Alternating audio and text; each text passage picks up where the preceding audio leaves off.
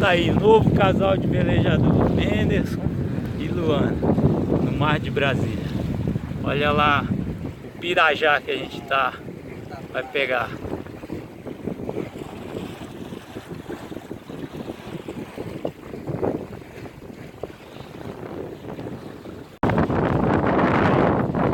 Pirajá, parece que nós estamos no mar de Brasília, olha só.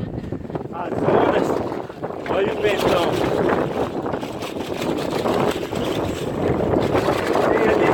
A genoa bem curtinha.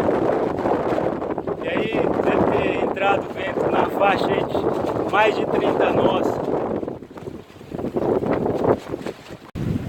Hoje, dia 13 de janeiro de 2018, aproximadamente 3 horas da tarde, primeira aula de mestre amadora com o capitão Mucuripe.